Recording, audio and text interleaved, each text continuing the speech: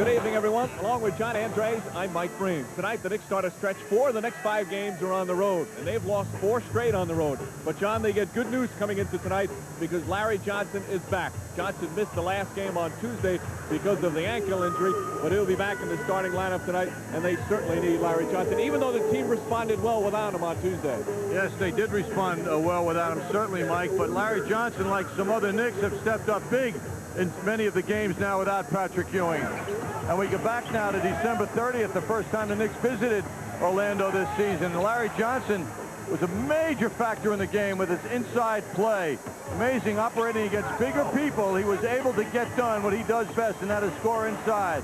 And, of course, with the versatility in his game when needed, he stepped outside with a big effort. Hit a couple of threes as well. In 42 minutes, he was tremendous with 26 points, 10 of 16. Shot the ball wherever he was, added 4 rebounds to the total, too, and he really was a key part of that second-half comeback, which lifted the Knicks to victory. Not only is Johnson back, but Buck Williams, who's missed the past 4 games with the knee injury, he'll be able to play tonight. As for the Magic, Anthony Hardaway, he missed his last game because of a calf injury, but that's the least of Hardaway's problem. As everyone knows, Penny Hardaway's been the subject of trade rumors. In fact, was almost traded to New Jersey in a 3-team deal that seemed to be completed. But, of course, trades hit snags, and Hardaway remains in Orlando. Hardaway is going to play tonight. He will be in the starting lineup for head coach Chuck Daly. He was at the morning shoot-around today and is warming up, ready for tonight. And he's admitted that it's been a problem for him in terms of dealing with it in the past, but he was asked about the impact of all the rumors on his play right now. Well, it doesn't have an impact on me. If it does, then it's just going to be positive because, I know I have to really just come back out and just play good basketball. All I have to do is get healthy and just play good basketball, and all that'll go away. Well, Penny, no question, is going to be tough for the Knicks. The Knicks haven't seen Penny Hardaway this year. He's an all-star performer. He always is and probably always will be, so he'll be a tough man for the Knicks. Meanwhile, Penny has his mind, though, on that February 19th trading deadline with all the talk swirling around him. So it's his job not to be distracted. He made a big deal this week of saying he wants to stay in Orlando and will not ask for an outrageous contract when he becomes a free agent after next season. We'll certainly see about that. Starting lineups and opening tip-off when we return from the O-Rena.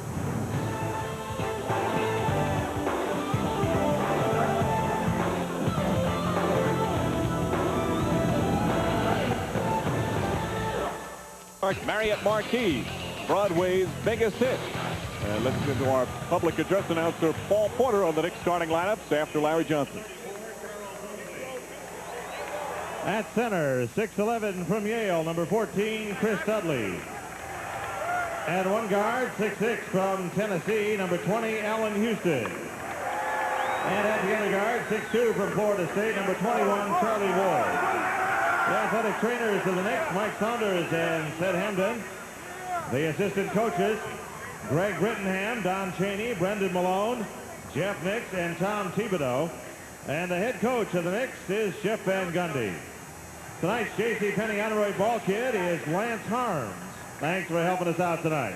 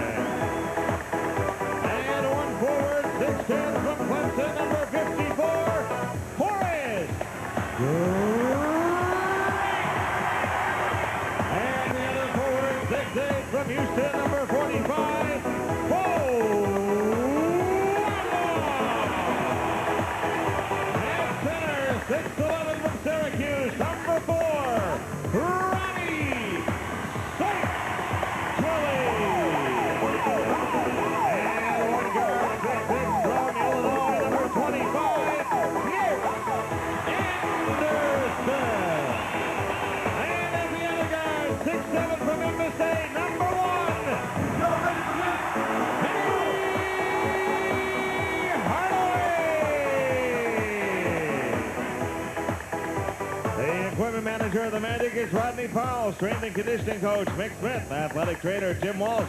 Assistant coaches Brendan Surge, Ree Rollins, and Tom Sterner. And the head coach of the Magic is Chuck Daly. Chuck Daly's Magic 2 games under 500. But, of course, they've played a lot this season without their all-star guard, Penny Hardaway. But Hardaway ready to go. He does not want to leave Orlando, the subject of trade rumors, but he's not the only one. His teammate Nick Anderson also does not want to see him go. You got a franchise player, you talk so much about building around him, build around him, and let out other stuff, you know, out the window, you know. It's just, to even think about something like that, it's crazy to me, to even, you know, to even toss his name up into something like that. Here's a guy, he's only 25 years old, who hasn't done what he's going to do in this league. You know, you've seen, you know, the little bit that he can do. The best is yet to come. So, yeah, it's crazy. It's ridiculous to me. That's my own personal opinion. It's ridiculous. You know, I wouldn't even sit around and think of anything like that.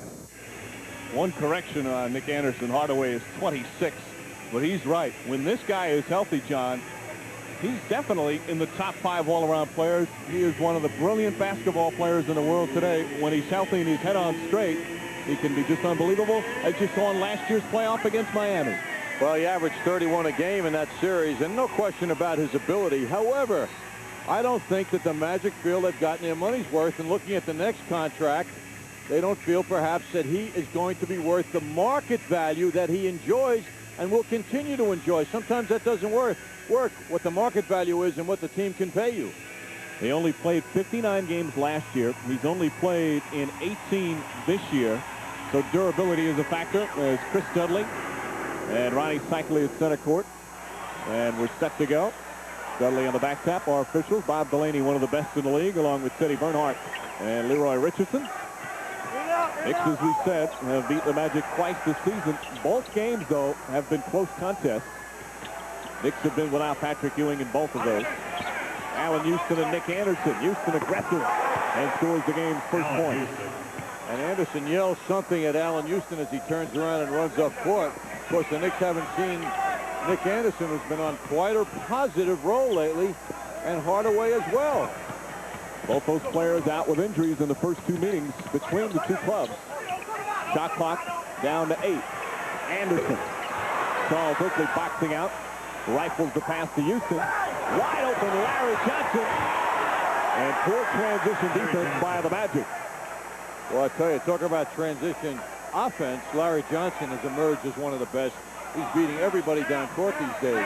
The guy with a tender ankle. Johnson moving very quickly. Elker, Magic ball. Ronnie Cycli has been Jekyll and Hyde in the 2 games against the Knicks.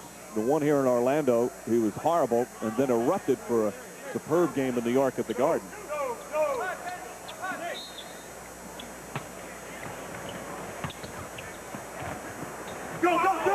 And it's going to be a backcourt violation, so the Magic a slow start.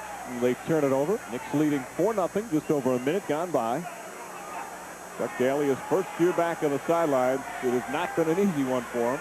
Inconsistent play and a team that just doesn't shoot the ball well, John. Chuck came in with a big smile tonight because one of his very close friends and professional buddies, Billy Cunningham, was walking alongside of him.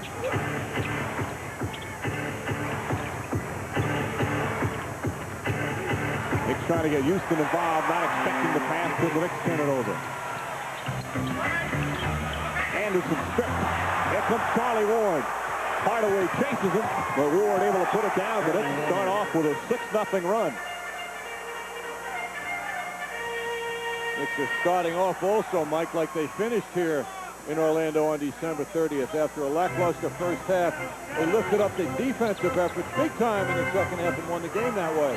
Harold Grant gets the Magic on the board.